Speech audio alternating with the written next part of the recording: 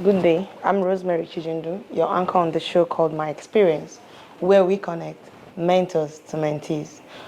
On this episode of our show, we bring to you our very respectable father, a husband, a father, and our very own senator of Osun West Senatorial District. Welcome, sir. For the benefit of the viewers, please introduce yourself. Thank you.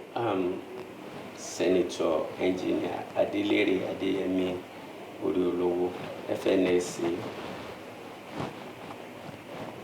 Okay.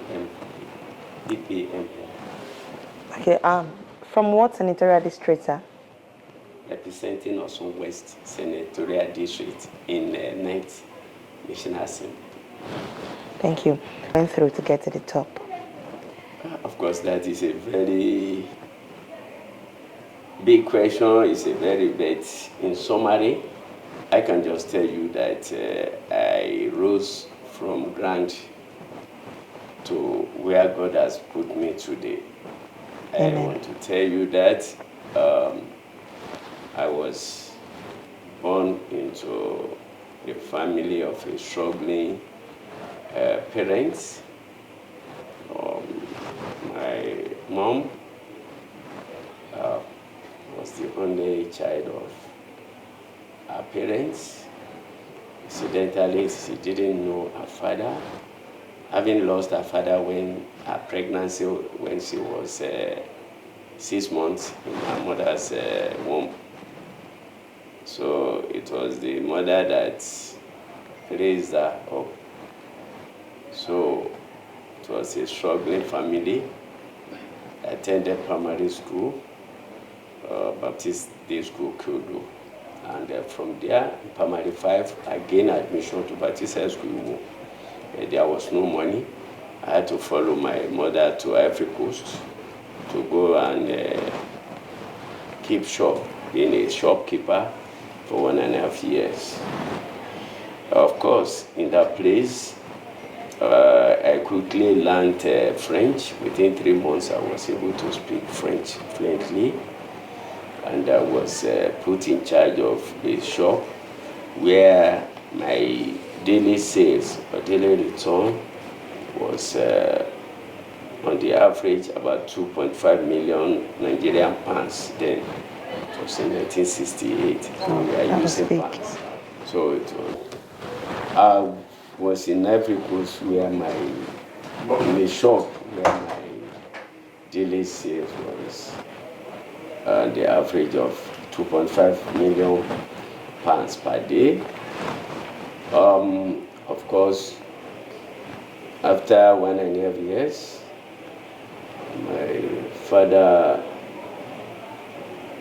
wrote that I should come and continue my education. I came back to Nigeria in 1969 December, and I joined the primary 6 exam of 1970. Of course, I still came first in the exam, and I also have my primary school leaving certificate in 1970. 71, I joined secondary school, but the same Baptist High School, and I finished in 1975. I worked with University of Ife. I taught in a secondary school for some months. Then I worked with in the bursary section of University of Ife, now Obafemi Awolowo University. From there, I left to read telecommunication, School of Telecommunication in Osun. I used about 5 months there, and I crossed to the Polytechnic where I read mechanical engineering. That's where I met the current Minister of Interior and former Governor of Osun, Ogbeni Ralph Adesola.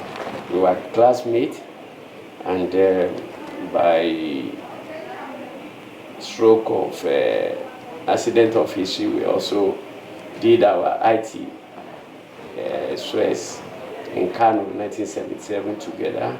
Yeah, we shared the same room. And the third of us, we had 3 from the Polytechnic, and the third person is late now. Oh. So we were there, where we are trekking almost 10 kilometers per day to get to work from Sabo or somewhere to Bompai. We call it Brigade also. So from there, I work for Nigerian Bottling Company, Coca-Cola. One of the sterling experience I share in Coca-Cola was that I was employed, and I met their production at about 50% below target production per day. And within 3 months, I increased the production to over 50%. That's good. Per day of the targeted something. So this one really made the company, Nigerian Bottling Company, Coca-Cola, the maker of Coca-Cola brands, trying to entice me not to leave for school. But I left them in 1979, September, to further my education at the University of Ife, where I read agric engineering. And I was in the school until 1982. I was in final year when I got married. So I have to go to the farm to go and... Then one of the points that one can notice in this is that right from my youth, I always look at the risk of doing certain jobs. One, because as somebody who has worked in the supervisory position in Nigerian Bottling Company, I had distributorship card, we call it category A, where I was entitled to buy at least 100 crates of Coca-Cola per week. Then it was a lot of money, because you buy from the factory at the rate of 240 naira per crate, and you sell at 2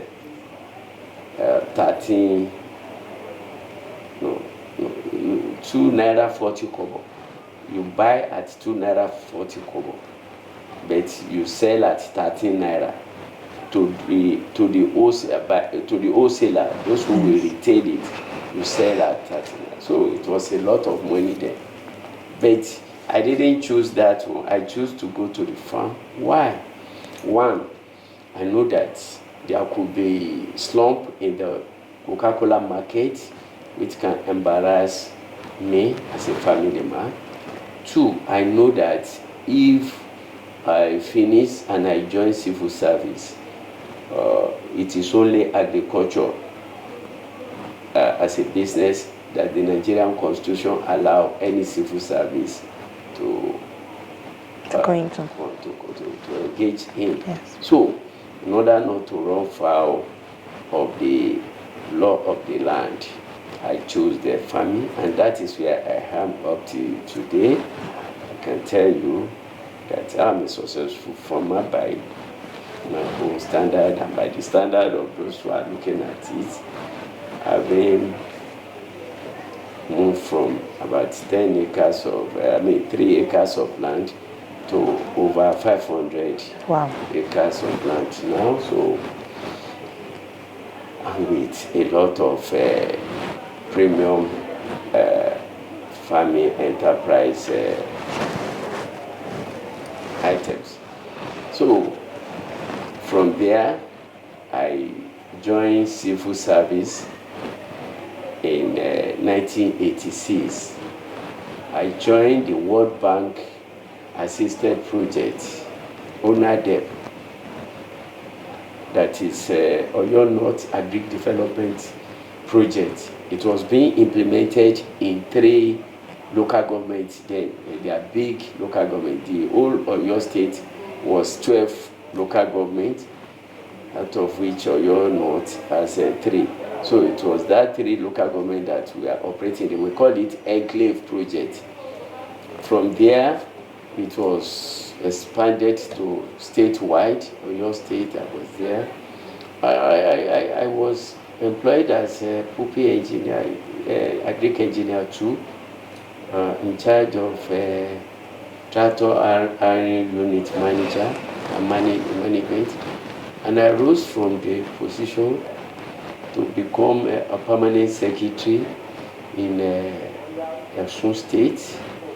I rose when the state was created. I came in as assistant director. So ADP, I rose to become a director. From director position, I rose to become a general manager. So Agric Corporation, where we do mechanization and agri credit. In all these places, I had my marks. I made my marks for the farmers, for the people. I ran also rural access and mobility project as the project coordinator, and the World Bank adjudged the project to be the best in Nigeria by the time I ran it, because the project target was 500 kilometers per participating state. At the end of the project, we were able to achieve 1,400 kilometers in the state. So by the time I was contesting the governorship primary of APC, there was no place in Osun State that I stood to campaign that my project was more than 500 meters radius. There was no place in Osun. And I think that one also gave me the popularity.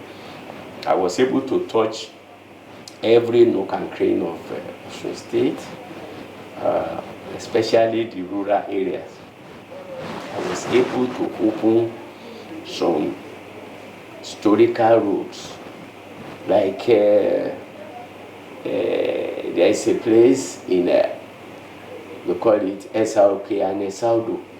It's about 9.5 kilometers distance apart, but for over 50 years, they have been plying a road that is over 40 kilometers because of the condition of that small portion of road.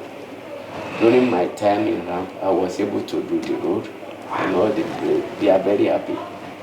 Also, there is another road between Ila and Okela in Osun Central, and that one is about 11 kilometers because of a river.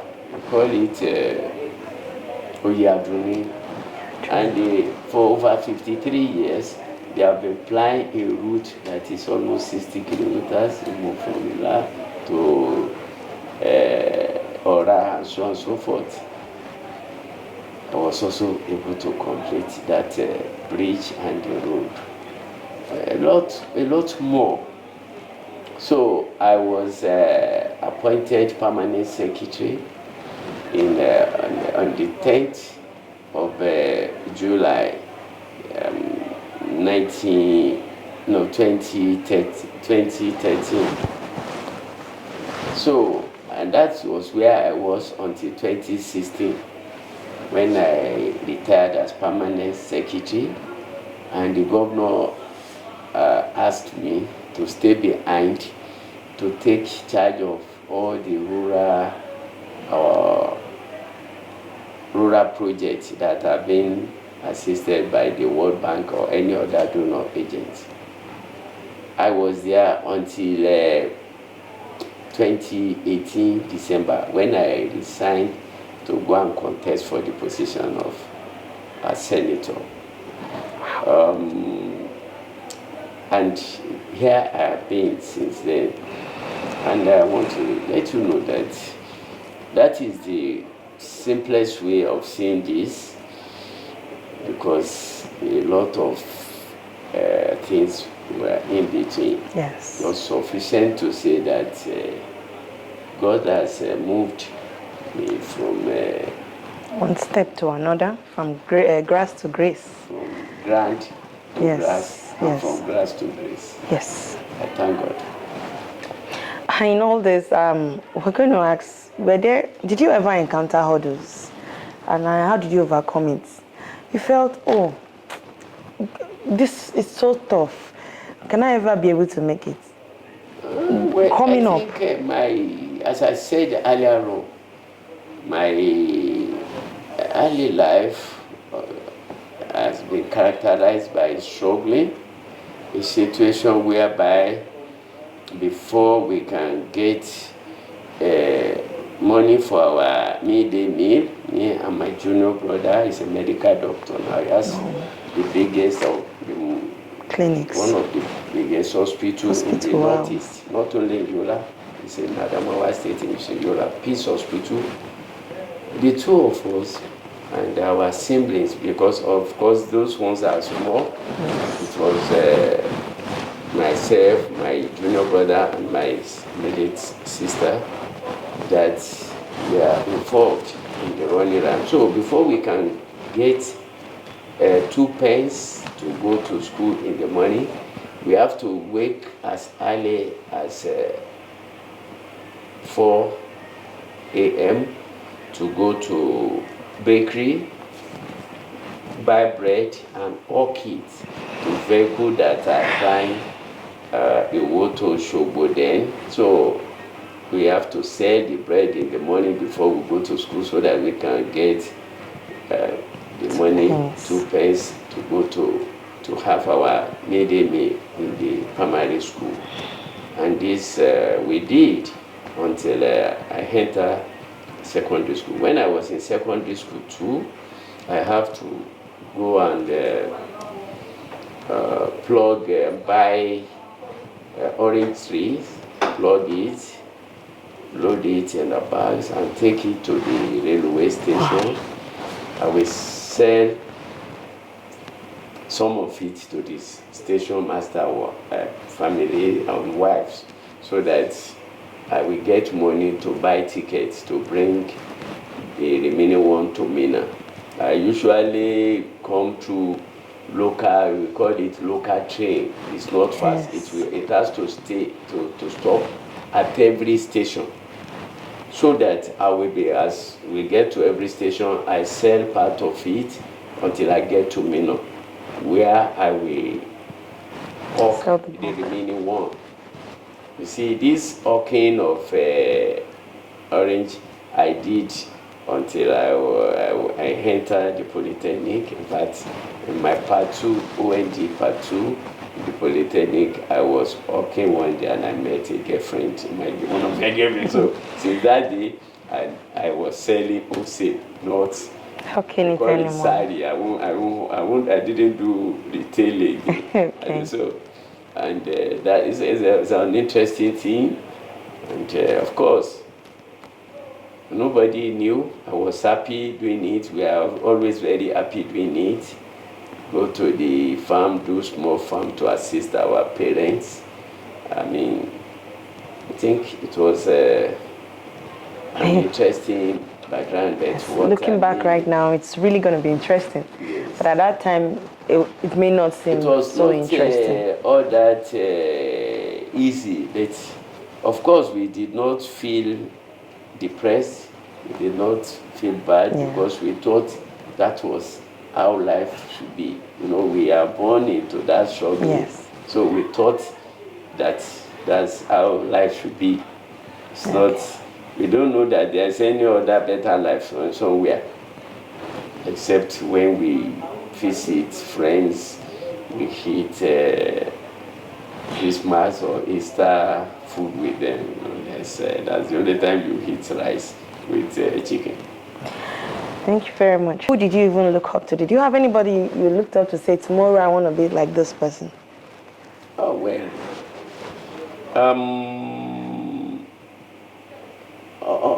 Of course, I'm somebody who always likes strive to make his own marks. I admire some people. I also learn from people, but usually I don't usually want to say that I want to be like this person, because early in life I realized that there's always a price tag to everything. You don't know what that person has gone through before it gets there. Yes. So, but I know that if I work hard, I will still. But I still admire some people, like in my early life, I've been used to reading about communism, socialism, Chairman Mao. I love reading about Awolowo's, Chief Obafemi Awolowo's history. Yes. And in engineering, I love engineering so much. I'm an engineer, I'm a fellow Nigerian Society of Engineers. I love engineering. Right from my youth, I used to play with engineering something. So, and I think I love engineering so much. And when I grew up, I grew to like the way of some people. Like I like a friend of mine who happened to be an SSG. He has been commissioner in Osun. He has been SSG as Alhaji Fatah Akibade. I like him. I like his posture. I like his way of life. I like Governor Lagosoye Onirola. I like his passion. He's very compassionate. He's a very nice, humane person. But above all, I like the ways, and of course, in most cases, you will discover that our style of life follow the same way. Yes. That is Ogbeni Ralph Adesoji Adesola. Of course, we were mates. We both belong to Black Nationalist movement, where we struggle to fight for the liberation of those who are under colonialism then, like South Africa, Mozambique, and so on and so forth, Zambia.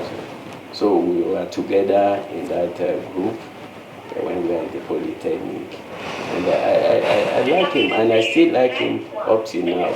If you look at his style, you will discover that from independence, from the Western region time, in the Southwest, we have been having problem of our leader even losing continuous government. I mean, the progressive. If you look at it, Baba Awolowo and Akintola, they fought during their regime, and that regime collapsed. They created Oyo State out of Western region, and Bola Ige and one of his companions, the governor there and his deputy, they also fought. They couldn't go for second term, and they created Osun out of Oyo State, and the governor then and his deputy too, they fought until we could not do the second term. But when Aregbesola came, he did the first time, he did the second time, and he did the third term too, and give it to the member of the party, the immediate past governor of Osun State. And you have to look at it. What did he do differently? When you look at his style of government, you will see that he is usually on the part of the masses. It is ready to sacrifice anything to make sure that the party and the people do not suffer. Yes. That is the type of person I want to fashion my life after. Okay. Thank you very much, sir. And we want to ask you, in the next 2, 3, 4, 5 years, where do you see yourself? In the next 2, 3, 4, 5 years in the future? Where do you see yourself? I'm already in politics. Yes. And as you can see, I'm in the top echelon of political strata of Nigeria. And I think anytime I'm called upon by my people, by the country, to serve in any capacity, I'm ready to serve diligently as I used to serve. And but my, what do I call it, my primary work, I'm into agriculture. Yes. Right now, I'm just rebuilding my farm structures. I'm also installing my archery after I suffered attack from NSAS protests. A lot of things were damaged and destroyed, but we are picking up, thank God. Thank God for that. So, sir, what's your advice to the youth? What do you think they should do? A lot of us really are confused. We don't know where to go. Well, I'm very sorry.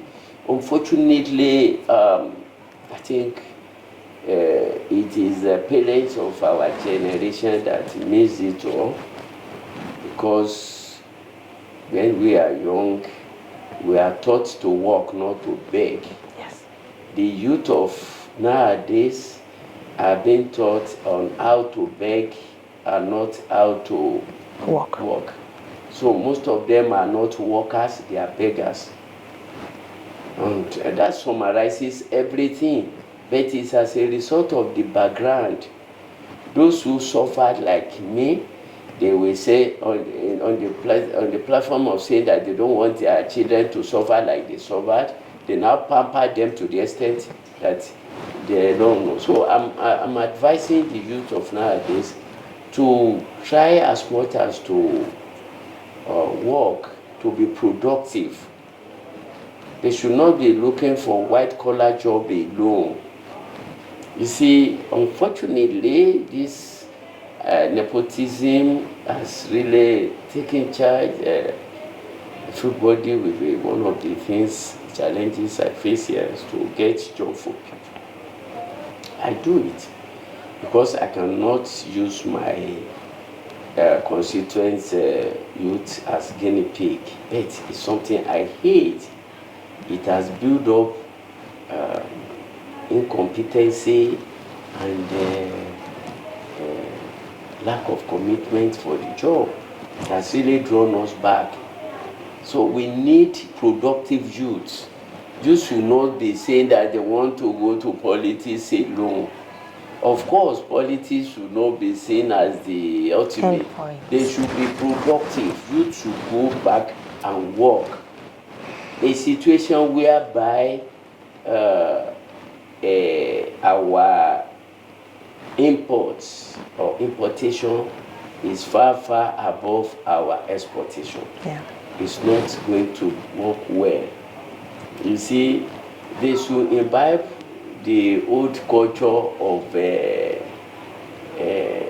what do they call it? They call it, they say honesty is the best policy. Yes. You see, it is easy to criticize people, but when you sit down in your own small way, by the time you are begging for what you do not work for, it's also corruption. Yes. What you don't work for, you have a top class, and you want somebody to place you ahead of a first class degree holder. When you are looking for employment, you score 40 and you want somebody to influence it to take you to the ahead of those who score 60, 70. It's still corruption. Yes, it is. So we should all stand for honesty and integrity. Yes. And be responsible. And be responsible and be productive. Yes. Because right now, I can tell you that less than 10% of Nigerian 200 million population is working for what we are eating. Yes. That is why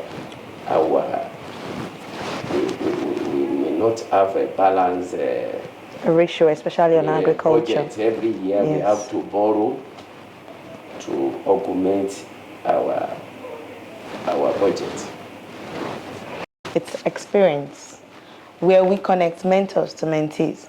I hope you learned something, because I did. You have to move from the ground to the grass and then to the top. It's not easy being there. I'm Rosemary once again, bringing to you my experience. Thank you for being on the show. We appreciate it.